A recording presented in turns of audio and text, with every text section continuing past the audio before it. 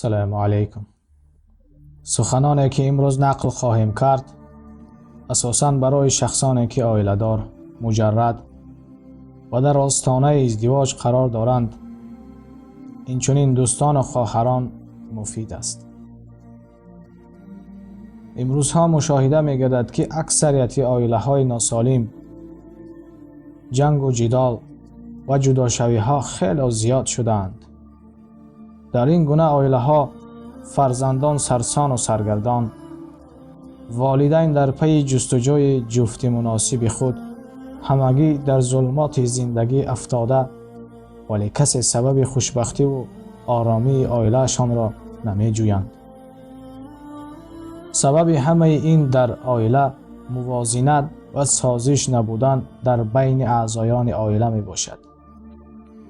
در این موضوع دو قصه خرد آماده کردیم که برای عائله‌های جوانان و ناسالم جنگجو یک عبرت است، یا خود مستر کلاس برای خوشبختی زندگی. قصه اول: زنجیر طلایی. من جدا می شوم. جدا می شوی؟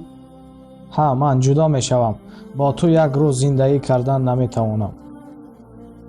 خب میلش، جدا شدن خواهی، جدا می شویم. آیا تو فکر کردی که جدا می شوم گویی من از تو زاری می کنم؟ هیچگاه. بیاید نباشد امروز عریضه می دهیم. بیا، من هم با تو زندگی کردن نمی خواهم. اگر جدا شوی، جدا می شویم. هنگامی که زن و شوهر جنجال کردند و با خشم تصمیم گرفتند که از هم جدا شوند و برای بیکار کردن عقد نکاح به تالار دادگاه شتافتند. همزمان با پسرشان در حالتی در یک دستش سر لختک و در دست دیگرش با دستان کنده لختک واخوردند. ها پسرم، در اینجا چیکار میکنی؟ پرسید مادرش. مادر جان، من این سر را شما گیرید. پدر جان، من این دستان برای شما. چرا این خیل میگویی پسرم؟ با تعجب پرسید پدر.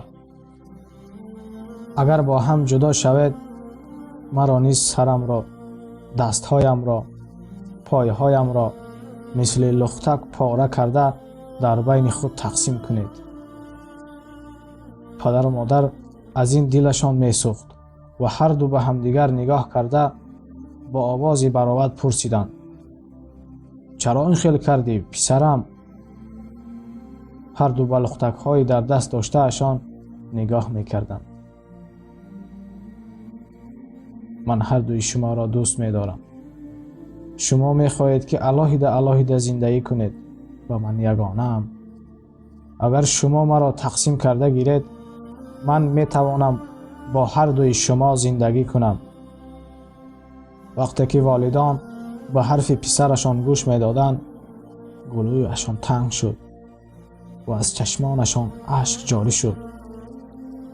آنها در حال فرزندشان را به آغوش کشیده از او عذر پرسیدند. ما را ببخش پسرم، ما خودمان را فکر کردیم، تو را یک دقیقه هم فکر نکردیم. شکری بودت. تو را هیچگاه از هم جدا نمی کنیم. همه با هم زندگی می کنیم. یک جای زندگی می کنیم. چی گفتی مادرش؟ همین خیل پدرش. همین طور گویان پدر و مادر به هر دو کتف پسرشان سر خود را گذاشته اشک چشمانشان را پاک کردند. من شادم که چنین پسر دارم. تو زنجیر طلایی هستی که مادر و مرا با هم می پیوندد. به هستیت شکر الله که مرا به راه راست هدایت کرد. وقتی که قرار قبول میکنیم، تنها درباره خودمان فکر کردن از روی عدالت نیست، بلکه کوشش کردن است که اطرافیان نزدیکانمان را خفه نکنیم. این یک خصلت مسلمانان حقیقی است عزیزان.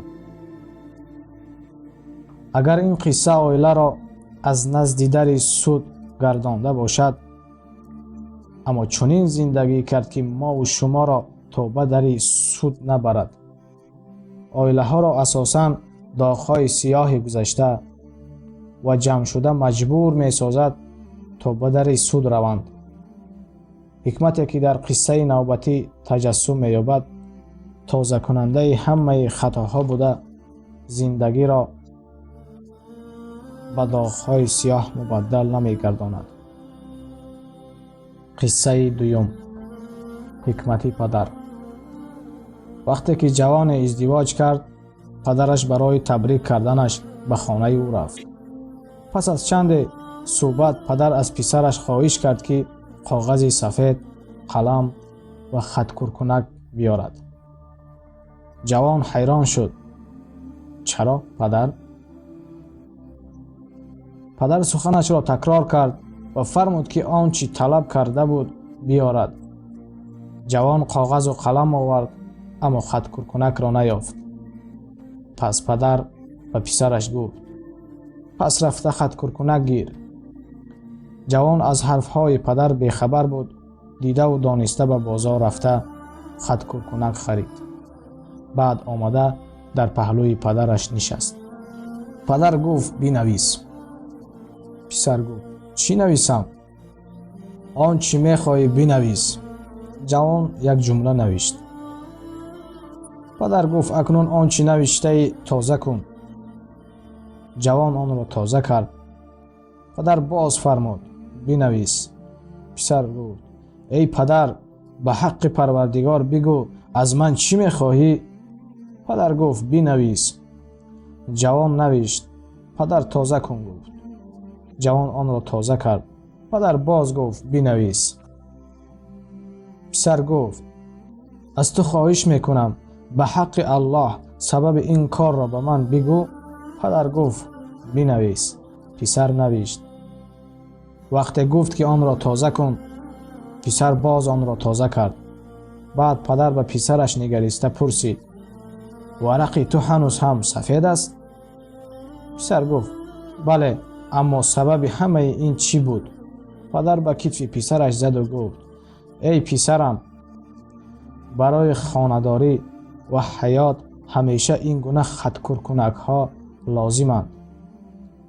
اگر در حیات تو از جانب همسرت عملهای ناخوش کننده صادر کند و تو آنها را تازه نکنی یا زوجت با خود خط کرکنک نگیرد و اگر از جانب تو بعض عملهای خسته کننده صادر شوند و آنها سری وقت تازه کرده نشوند، صحیفه های حیاتی شما پس از چند روز پر شده و مثل داغ سیاه می شوند. چقدر سخنهای خیرتمندانه!